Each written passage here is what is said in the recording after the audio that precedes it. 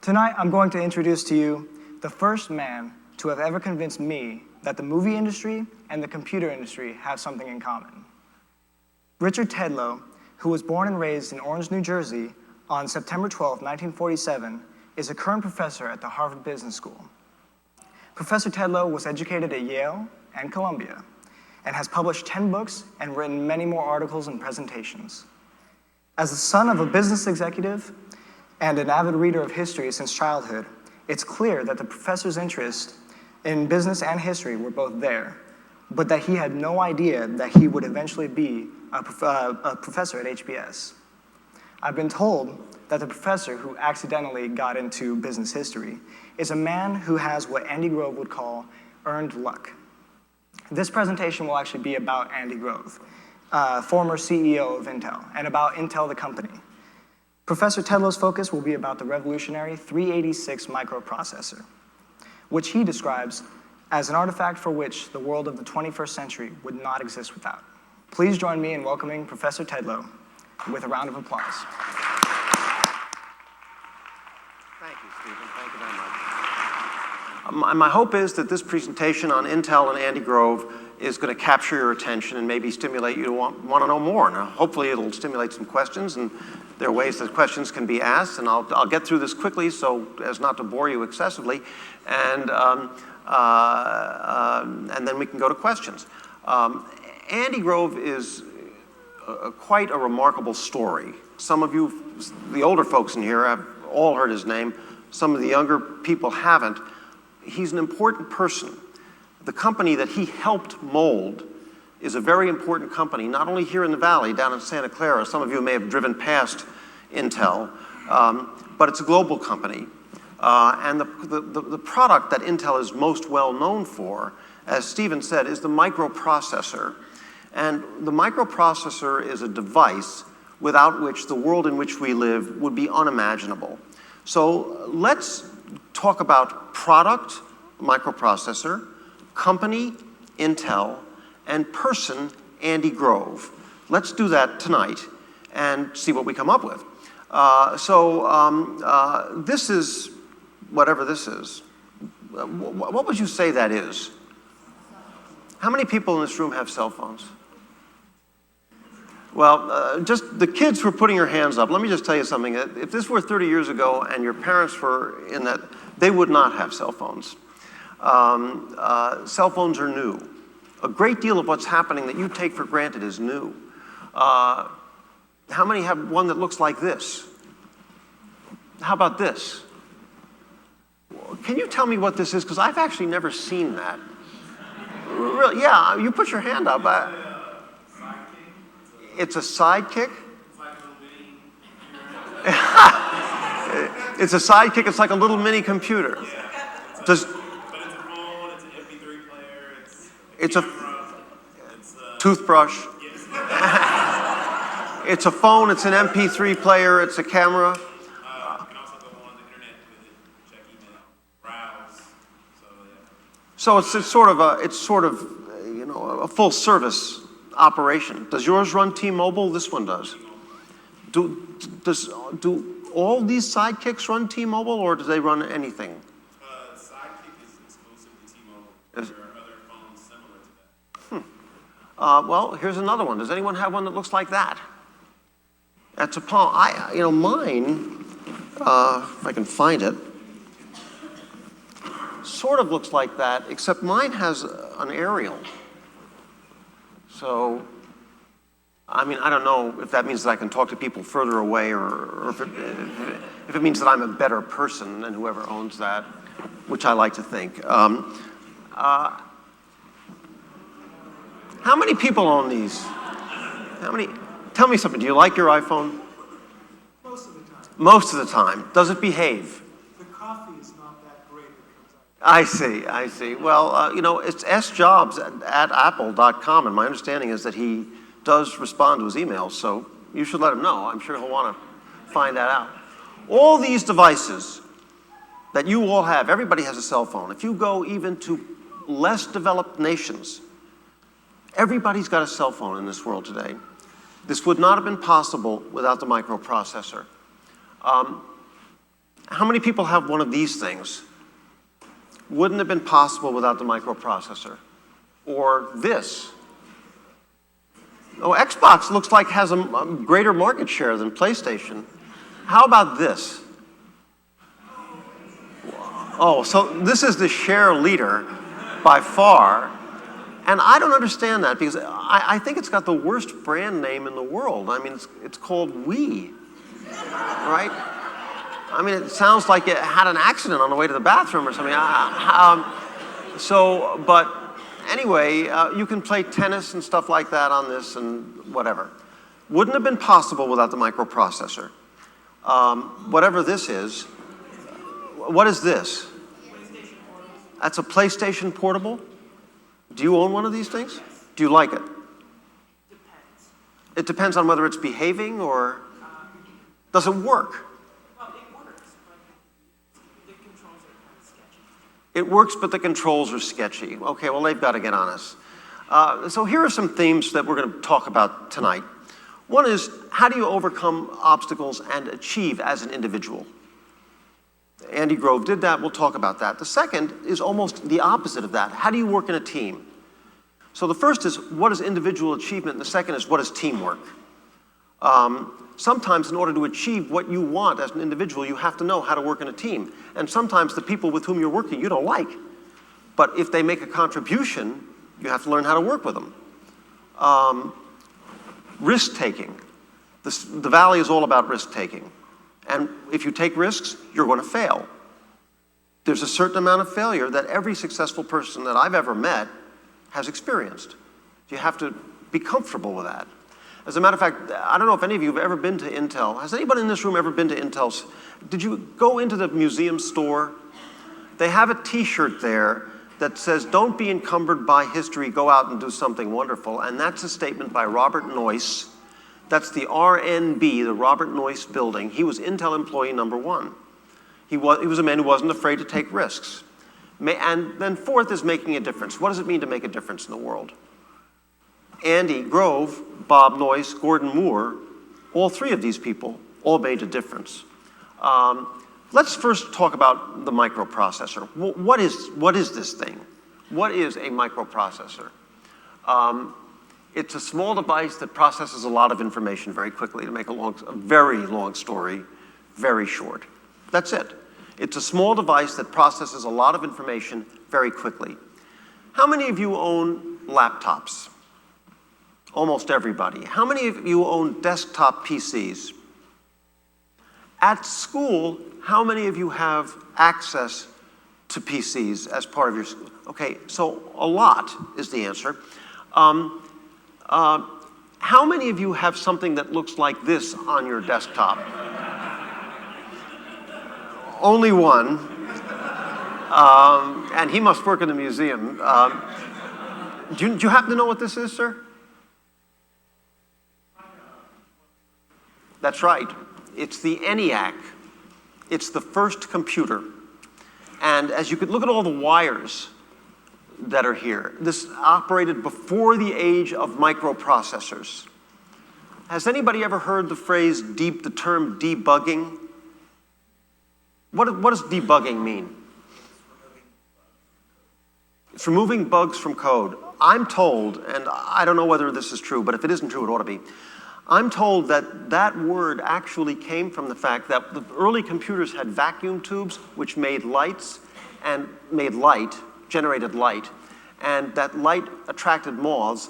The moths were killed by the light, the heat, and people debugging meant sweeping the floor at night and getting the bugs out of the room.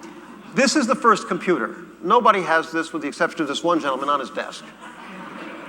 Here is Intel's first microprocessor. Remember, a microprocessor is a small device that moves very fast, does lots of things very fast. Here is Intel's first microprocessor, the 4004. This microprocessor has more processing power in it than this whole computer. But it's actually a lot smaller. It's part of the revolution in miniature that we've all been living through. And in fact, it's 1/20th of the size here. If this were to scale, you wouldn't be able to see it. So what a microprocessor has done is made it possible to have cell phones and all these kinds of things that do all the things that you described your T-Mobile device doing. And this is an interesting sort of, I'm an historian, and this is an interesting historical document. This is an issue of a magazine called Popular Electronics. It happens to be, I'm told, the first kit. This was an Altair computer kit, the first one that an Intel microprocessor ever wound up inside of. It was also the magazine cover that Paul Allen, does anyone know that name? Well, do you know the story? Paul Allen saw this at Harvard Square in the newsstand at Harvard Square and brought it to Bill Gates, who was at Harvard College at the time, and said, this is it. Gates saw that, and they went out to Albuquerque and founded Microsoft. So there's an Intel microprocessor in here, and Microsoft, which is the software part of the world, started because they saw this particular magazine cover in January of 1975. I advise you all not to drop out of college. I want you to finish. But Bill Gates, did drop out of college, and he did okay. He's, I think, wound up with something like $60 billion. Steve Jobs dropped out of college, and he's, I think, worth between $5 and $10 billion. Michael Dell, a name you may know, dropped out of college, and he's worth between $10 and $15 billion. I'm not encouraging you to drop out of college, but there is a lesson here. Steve Jobs dropped out of Reed College in Oregon. Michael Dell dropped out of the University of Texas. Bill Gates dropped out of Harvard. So if you're going to drop out of a college, drop out of Harvard, because Bill Gates has a lot more money than those other two people. Here you see an early article on personal computers. And this was run in Life magazine. Some people in this room are old enough to remember Life magazine. And what's interesting about it is that nobody knows what they're for. Planning a dinner menu, keeping the budget, nothing about email. There was no internet then. I remember this ad. This ad was placed by Steve Jobs, a man who knows how to attract attention. And, will someone please tell me what a personal computer can do? This is a 1981 Apple advertisement. And he gives you 100 things. I remember this ad very clearly when it came out. He gives you 100 things that a personal computer can do, none of which you wouldn't have had these things without microprocessors. And here's this list of 100. And I remember reading this, and I read through all 100, and I didn't want to personally do any of them. So in 1981, I didn't buy a personal computer. I mean, it looks kind of frightening to me. I mean, this thing is breathing fire. I've got trouble enough, who needs this? I threw this in just for the hell of it.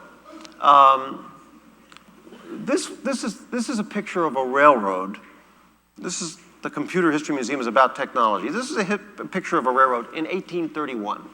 Railroads were invented in Britain in the 1820s for a whole bunch of reasons I don't want to go into right now, but this looks like a locomotive, right? What does this look like? Looks like a stagecoach. Why is it that people in 1831 were so stupid that they put a stagecoach on what's clearly a railroad train? I mean, was there some like cosmic ray that hit everybody in 1831 and why did they do that? Because that's what they knew. That's what they used at the time. People in 1831 and people in 2009 are marching backwards into the future. We know what's happened, and we know what we used at the time. No one came down from the sky and said, hey, you idiot, this is a railroad train, put a railroad car on it. But the first person to get it, the first person to understand that, gets a city named after him. And his name is George Pullman, and there is, in fact, a town in Illinois called Pullman, Illinois. It can happen to you. And if it does, please get back in touch with me, because I'll consider you a close personal friend. Here are just a set of PCs. I have a VAIO. I like it. It's light. None of this would exist without the microprocessor. Intel dominates the market globally for microprocessors. They have like an 85, 90% share. In other words, 85 or 90 out of every 100 microprocessors here on the planet Earth is made by Intel. And they're not easy to make. Here are Intel's employees number 1, 2, and 3. In the middle is Robert Noyce, after whom the Robert Noyce building is named, and because he died in 1990, and that was when the building was completed. On his right, right in the middle, is Bob Noyce.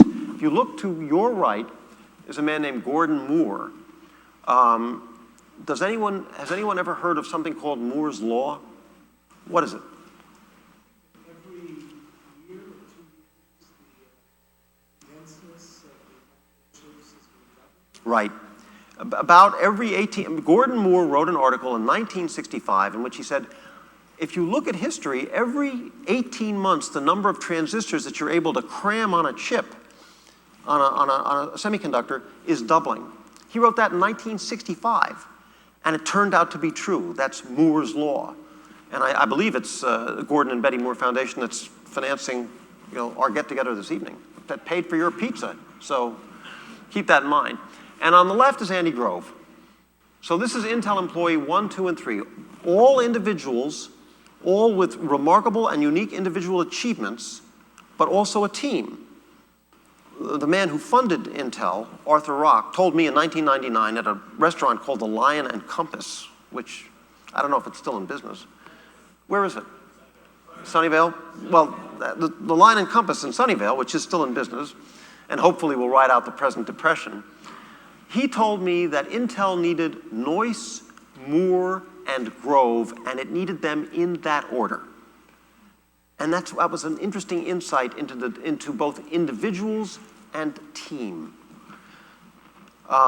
This is the Intel 386 chip. This was the chip that they sole sourced. This was the chip that Compaq brought out, a Desk Pro 386. This was the chip that changed the computer industry. And this is what the inside of that chip looks like. Now, I'm just an historian. I'm not an engineer. How many double E's are in this room, just out of curiosity? Could you actually make something go in the beginning of this thing and come out the end of it? I mean, have you ever programmed one of these things? Oh, you work at Intel. So you can tell, so you know what this is? Sort of, yes. Well, what is it, sort of? It's most likely a memory element. It stores information inside the die itself. I agree. But one of the things that strikes you, there was, you may or may not know, at the Museum of Modern Art in New York, 15 years ago, 20 years ago, a museum, it was a display of chip art. And if you look at it, it's really quite something. This is Intel when it was in Mountain View, just getting started in 1969. The company was founded in 1968. It's 1 year old now. Here in 69, here's Noyce, here's Moore, there's Andy Grove, Les Fides's back there. Intel's inside everything. Today, microprocessors are not just for computers, they're for cars.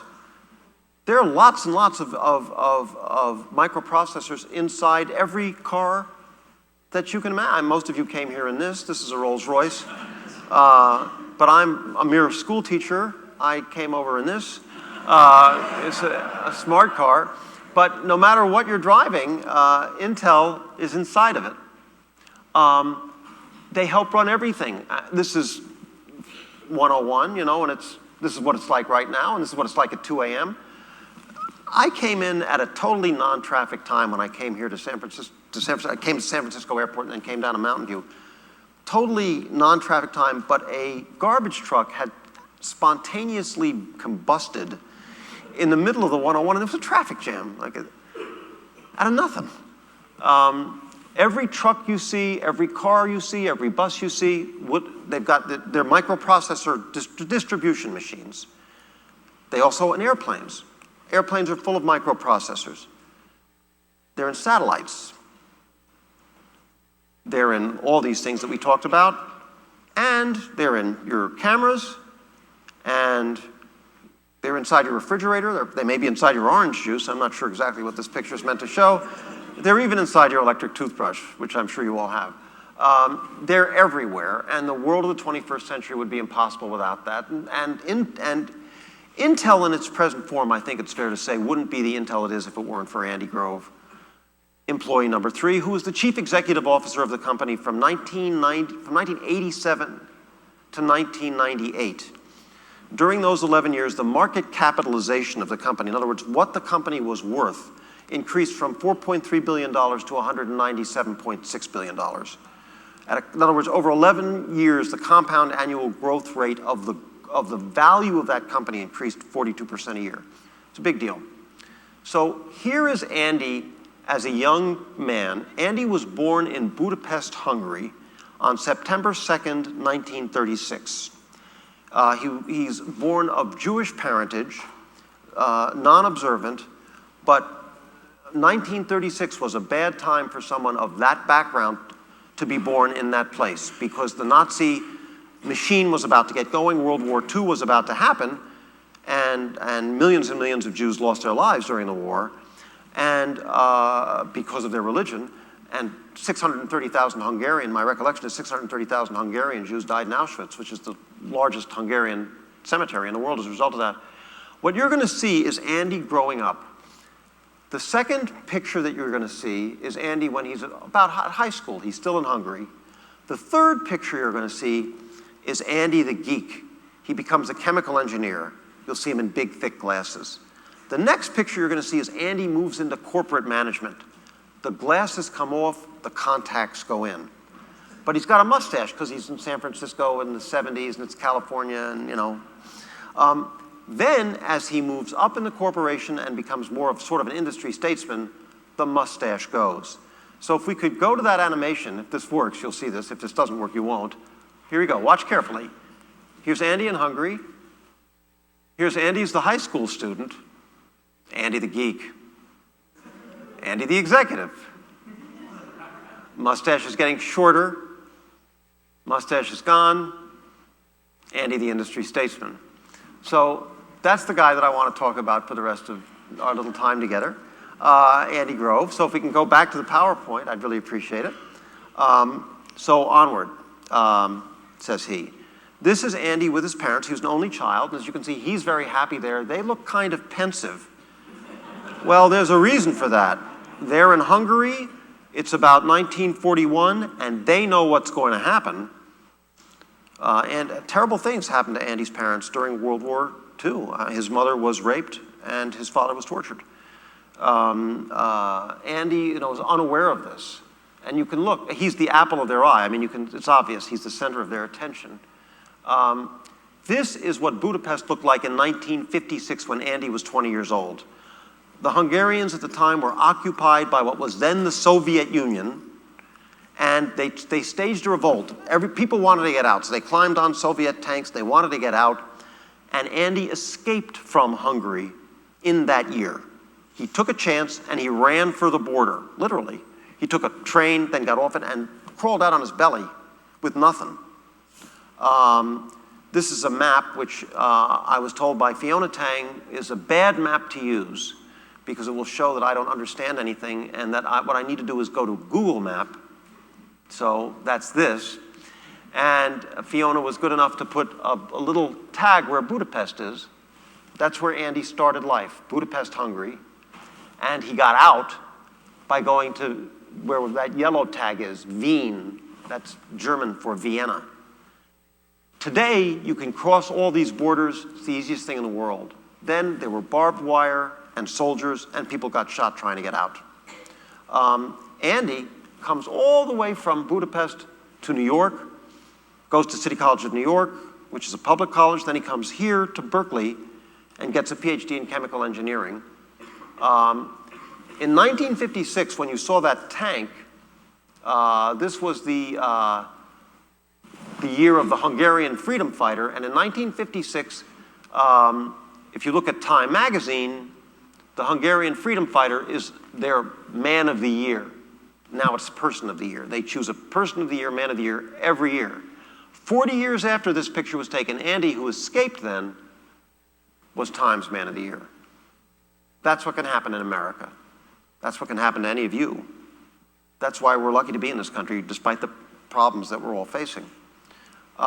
Here is Andy again with his folks in Hungary, facing disaster, But here Andy is on graduation day in 1963 in June at UCal Berkeley. He got his folks out of Hungary. They lived on Ross Road in Palo Alto, right up here. Here is Andy surrounded by two college dropouts. On your right is Bill Gates, and on your left is Steve Jobs. Andy and Steve Jobs are friends. Andy and Bill Gates they share mutual respect, I guess would be the best way to put it. Now let me just say a word about history. You know, how do you find out? Veritas is the motto of Harvard. Harvard is where I work. Veritas is Latin for truth. How do you find out the truth? Some people think that biography is a good way to attack. In other words, studying people, because Ralph Waldo Emerson, who's a 19th century guy who wrote a lot in America, said an institution is the lengthened shadow of one man. Other people don't think that's true, and some people don't think they should go backwards. Other people say the life of nations can't be summarized in the lives of few men, for the connection between men and nations has not been discovered. In other words, some people have this attitude toward history. It's one guy saying onward, that's Napoleon. Other people think it's herd behavior. For today, we're going to stick with one individual because it's more within our grasp. So let's go back to the animation because it's fun to watch, and let's see those. Let's see the animation inside the PowerPoint one more time. Here's Andy. Here he is still in Hungary. Andy the geek. Andy the executive. Andy the industry statesman. There he is. So if we can go back to the PowerPoint again, please. Thank you very much. We'll go forward. What can you learn from Andy Grove? Well, Andy had a number of formulations which became part of the culture of the company that he worked at, Intel. One is knowledge power trumps position power. Knowledge power is more important than position power. What does that mean? When I was in 11th grade, my definition of stupid was a 10th grader. That's a good example of position. In other words, I was in 11th grade, so I must be smart. This person's in 10th grade, he can't be. Andy hates that idea. For him, it's what you know, not where you are, that matters. Not where you are in an organization or in a school or how old you are. It's what you know. It's your knowledge that matters. Andy draws a distinction between what we can call noble failures and stupid mistakes. What's a noble failure? Nobody succeeds in business without failing. You learn from failures. What's a stupid mistake? Driving drunk, playing with drugs. I mean, there are a million stupid mistakes, but there are lots of noble failures too, and as a manager, you have to be able to say, don't ever fail that way again, but please keep trying, and if you fail along these lines, you can build a business. Andy believes in something called constructive confrontation. What does that mean? It means that argument is good, not bad. But you argue about principles, about ideas. You don't argue about the people who are putting forward those ideas. He separates the two. He doesn't staple a person to an idea. He says, it's not you. I'm not arguing about you. It's not that I don't like, the color of your eyes or your hair, which is certainly not a problem for me. Constructive confrontation means you have arguments with people about issues, not about individuals. He also has this phrase, which is part of Intel culture, disagree and then commit. In other words, it's okay to disagree, but once you've been heard, you commit to a course of action, and that's what gets a company moving. It's okay to disagree, but think of a football team. Think you're on the gridiron right now, and one coach says, I think we ought to run, the other coach says, I think we ought to pass. They call timeout, they get together with the quarterback, the decision is made to pass. The guy who said, I think we should run, doesn't walk off the field. He tries to make the pass work anyway. He disagreed, but then he commits. That attitude is what makes companies great. And what's interesting about Andy's life is that in one way or another, these lessons, these four bullet points you're looking at, all stem from the experiences that he had and the challenges that he faced when he was in high school.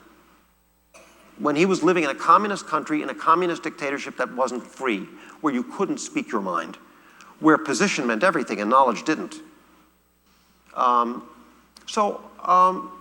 Thinking about you, what does this mean for you? How are you going to go forward in your own life? Everybody who's done anything worth doing has to overcome obstacles, and a lot of us want to achieve as individuals because that's one of the things that lends color to life and makes life a horse race and fun. But in order to achieve as individuals, sometimes you have to work in a team. So individual achievement and teamwork are not opposite. They can be the same. And sometimes working in a team, as I said before, means working with people that you may not like all that much, but who can help you and help your organization.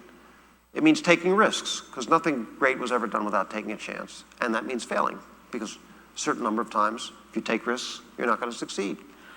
And it means making a difference. And Andy Grove, Gordon Moore, and Robert Noyce have made a difference. As they say in Silicon Valley, they have made a dent in the world. The world is different from what it would otherwise have been because of the microprocessor. And Intel is the company that has brought the microprocessor to the world. So not only did they make a very fine living and a good deal of money for themselves, not only are they certainly, Bob Noyce is no longer living, but Moore and Grove are certainly philanthropists. In other words, they've given a great deal of money away. But they've also made a difference in how every one of us lives. So you have choices. And your choices are, what are you going to do? When you hit an obstacle, how are you going to achieve what it is that you want to achieve as an individual? How are you going to work together in a team? What does it mean to take a risk? What's a smart risk? What's a risk that's not so bright? What does it mean to make a difference? Andy Grove was a man who was not afraid to take risks. For him, escaping from Hungary to the United States was a risk. He could have been killed at the border. People were. But he wanted to come to America because it was here that he felt that he could be the man that he wanted to be. And it worked out. But it was a risk. And he took it, and because he wound up in this particular country and surrounded by the people that he was able to surround himself with, he made a difference. So that's the story of one product, the microprocessor, without which everything would be different. One company, Intel, which needed Noyce, Moore, and Grove, and needed them in that order. Each one of them brought something different to the party. And one man, Andy Grove, who escaped from Hungary and came here and lived the promise of American life. And so that's basically the presentation. And what I really hope now is that there are some questions or comments from the audience. So thank you very much for your attention.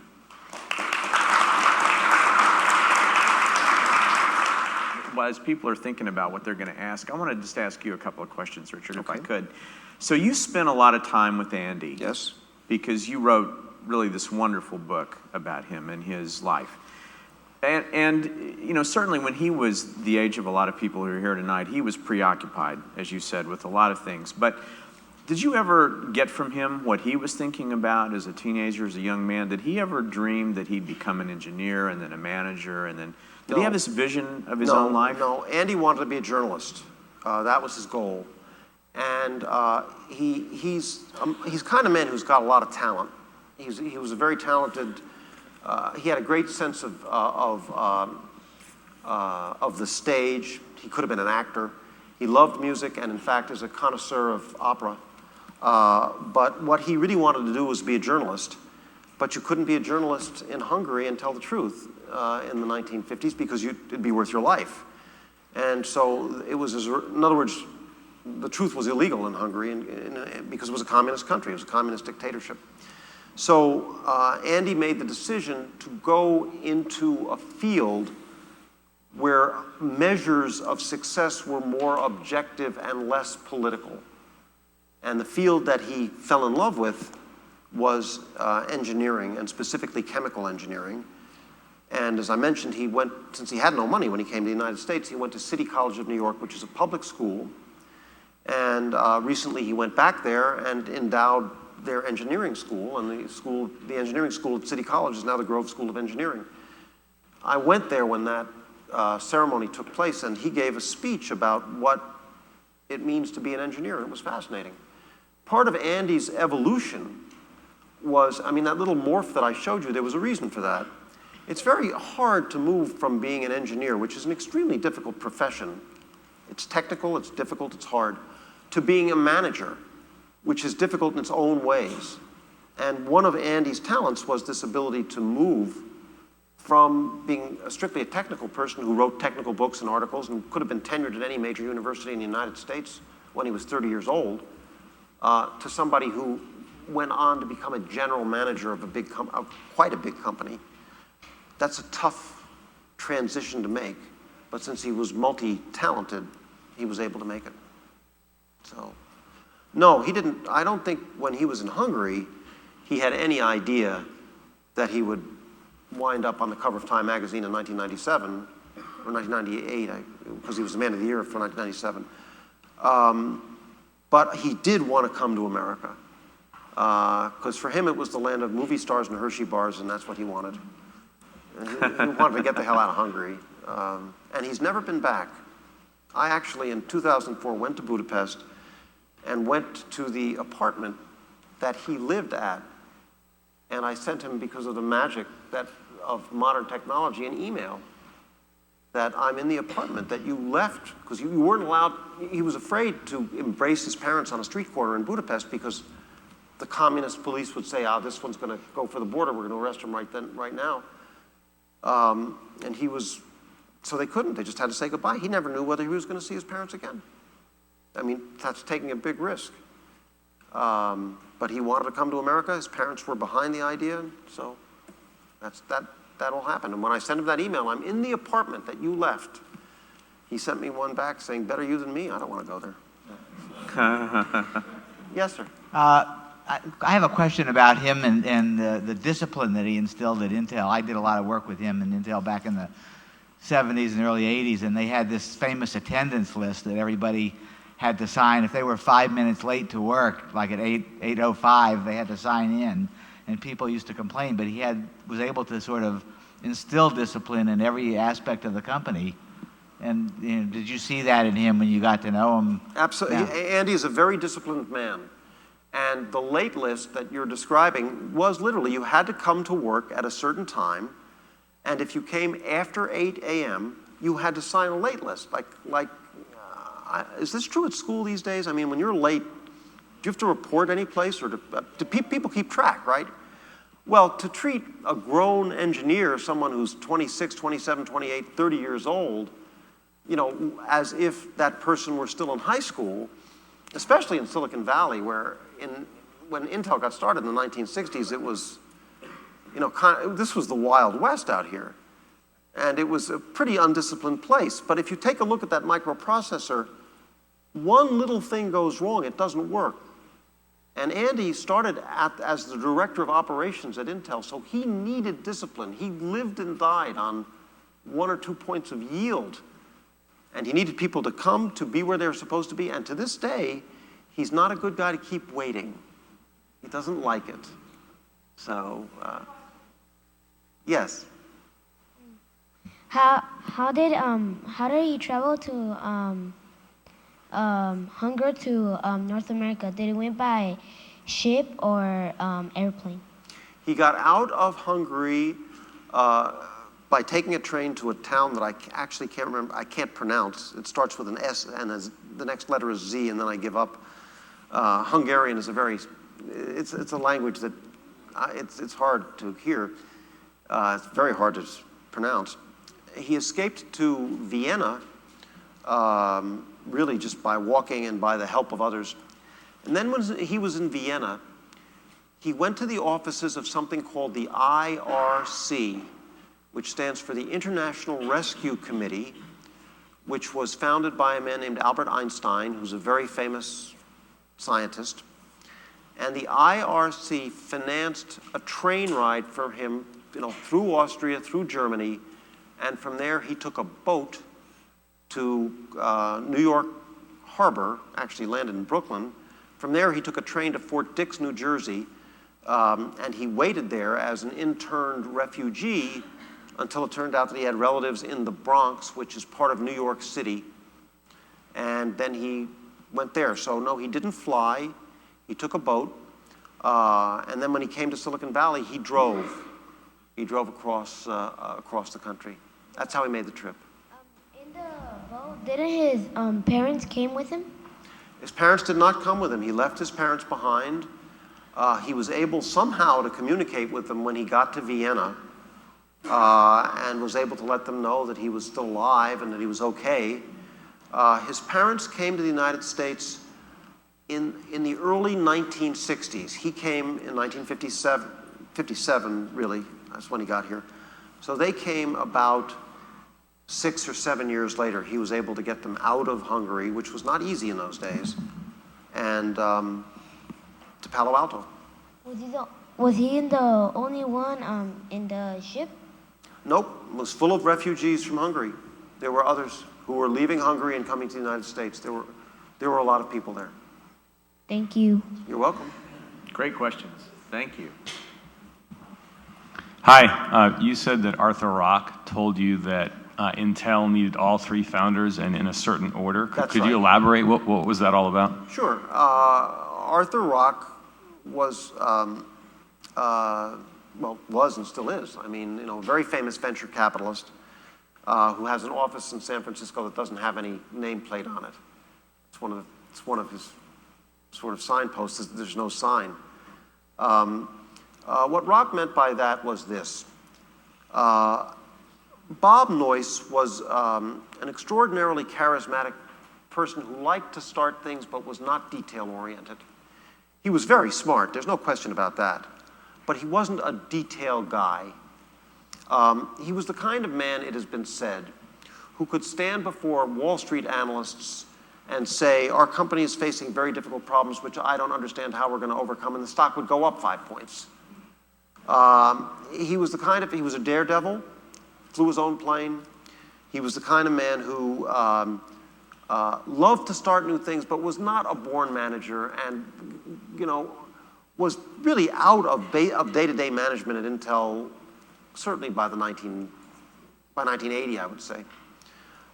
Gordon Moore was very different from Noyce, and still alive, so I mean to speak of him in the present tense.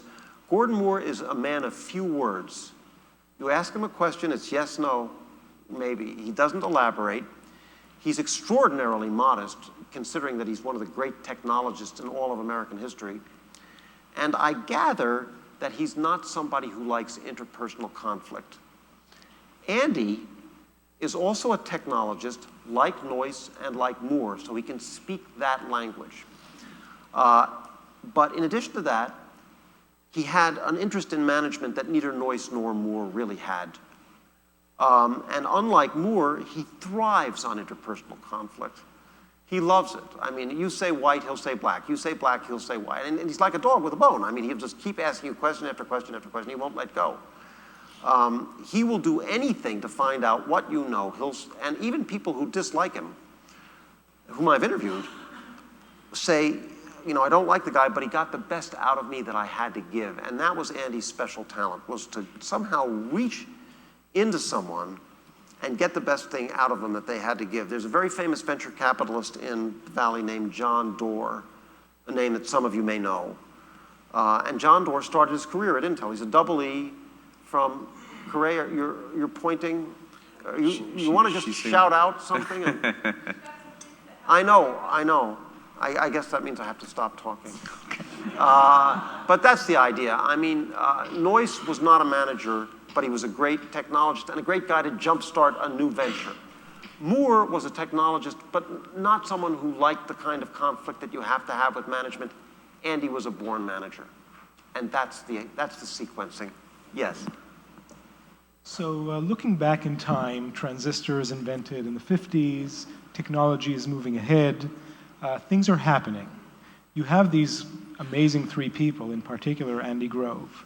As a historian, when you look back in time, how easy is it to identify whether these three remarkable people were in the right place at the right time, and if it weren't for them, maybe 6 months later, maybe 2 years later, we would have been on a similar path, versus there really was something fundamentally unique about these people that made the dent, as you so called it? I don't think those two things are mutually exclusive. I think that these are people of enormous talent who would have succeeded anywhere at any time. Whether they would have built a company like Intel and created a microprocessor, that I don't know. Andy uses a phrase called earned luck. They were very lucky, but all three of them were on the right corner when luck drove by. And luck happened to throw the three together, and the team resulted in Intel. So it's not just a question. I think all three of them would have succeeded anywhere, anytime. But the three together were more than 1 + 1 + 1 = 6, not 3. Yes? Were his parents and him Jewish or not? His parents were Jewish, yes. And so was Andy, although he's not an observant Jew, and neither were they. But during the Holocaust, I don't know if you know what that is, the Nazis didn't care whether you were an observant Jew or not. If you had a Jewish background, that was enough to, that was a death sentence as far as they were concerned. So he did lose relatives in the Holocaust. So did his wife, who was from Vienna, who escaped to Bolivia and then came to the United States. Yeah, they were Jewish, but they were not observant, and neither was he. Neither is he, pardon me. So shall we alternate, sort of? We should Side do to whatever side? Perret says, because if we don't, she shall. We'll ping pong back and Okay. forth here. Why don't we go over here? So go ahead, ask your question. Great. Did Andy Grove ever work with Bill Gates or Steve Jobs on anything? He never worked with Steve Jobs, although they're friends. And I once asked Andy, who are the three business people in the world whom you admire most? And he said, Steve Jobs is number 1, Steve Jobs is number 2, and there's no number 3. He didn't work with Bill Gates in the sense of they never worked with the same company. But during the 1980s and the 1990s, that was the time that everybody got a computer. Microsoft and Intel had to work together, Microsoft being the company that Gates owns, and Intel being the company that Andy was the CEO of. And together they came up with something called Wintel, Windows plus Intel. So they worked together a lot, and it wasn't always, sometimes they had shouting matches, but you know, that's what life is. So, shall we head over here now? How did the I don't remember what it's called, but microprocessor. Yes. How did it get smaller? How did it get smaller? Yeah. That's one of the, we're living in the midst of what's been called the revolution in miniature. And, you know, one of the things, you think about what your T-Mobile device will do, it's incredible. It got smaller because a lot of very smart engineers kept trying to come up with ways to make it smaller, and it just so happened that Moore's law worked. That every 18 months, you could cram more transistors on a chip the size of your thumb. The Itanium, I think, does anyone know, something like 500 million transistors on a chip in 10 layers? I mean, it's astonishing.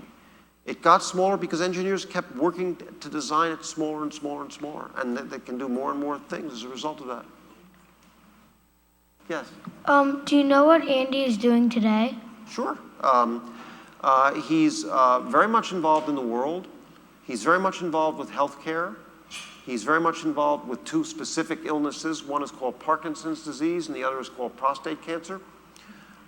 He's a philanthropist. He supports Grove Scholars. You may be one someday. He gives back to places that have helped him. He supports the International Rescue Committee, for example, supports the City College of New York. And he believes very much in the electric car. And he'd like Intel to do something about developing a battery that run cars. So he's, intellectually, he's as vibrant as he ever was at the age of 72. But officially, I guess you'd say he's retired. I think his title is Senior Advisor to Intel. He still has a cubicle there. Thank you. So you said before that he was originally a chemistry engineer. So why did he choose to go to Intel? That he was originally, I'm sorry. A chemistry engineer? Yes, a chemical engineer. He chose to go to Intel. He first went to a company called Fairchild Semiconductor. That was in 1963. And he went there simply because he's a contrarian. He got an offer from Bell Labs. Bell Labs was very famous. Fairchild was a bigger risk. He was a risk taker. He went to Fairchild. It was there that he met Noyce and Moore. And he went to Intel because Noyce and Moore decided to leave Fairchild in 1968 and found Intel. And Andy had a great deal of faith, especially in Gordon Moore. He felt wherever Moore is going to go, that's where I want to be because I have a great deal of respect for this man's technical capabilities. So he went to Intel in 1968 because Gordon Moore went there. Thanks. So when Andy Grove met Robert Noyce and Gordon Moore, how did they all meet? They all met at Fairchild Semiconductor. They all met at this at a semiconductor company right here in the Valley, and it just happened to happen. Okay, thank you. You're welcome. Yes, we'll take two more. One here and one there. Yes, go ahead. Earlier, you said something about Wintel, and Yes. that was Intel and Windows. Yes. Does that mean that there was nothing with Intel and Macintosh up until recently?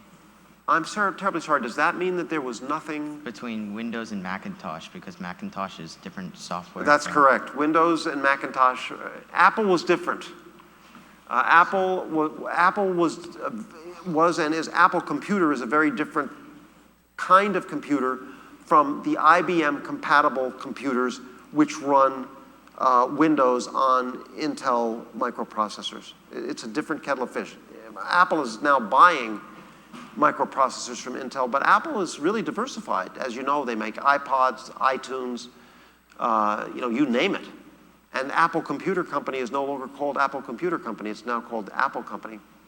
So, yeah, their model for computing is different from the IBM PC compatibles like Compaq or Dell. Those are the companies for which Wintel matters. Wintel didn't really matter for Apple. How many transistors are in the first Intel microchip? Like 2,300. 2300? Oh. As compared to the Itanium, which has Which is, I've heard 500 500 million or 550 million or some ridiculously large number. That's amazing. Okay, we'll take one last more. question. Yes, sir. Who do you think will be the next Intel? Great question. Who will be the next Intel? Well, who knows? You know, there could be Facebook, could be Twitter, could be some company we've never heard of. Maybe it is Google. I don't know. But that, if you find out, I'm R. Tedlow at hbs.edu. Please let me know. Nobody knows the answer. Maybe you'll find it. Maybe you'll be the guy who finds it. Maybe you will. Who knows? Anyway, thank you very much. You've been a fantastic audience. Thank you very, very much.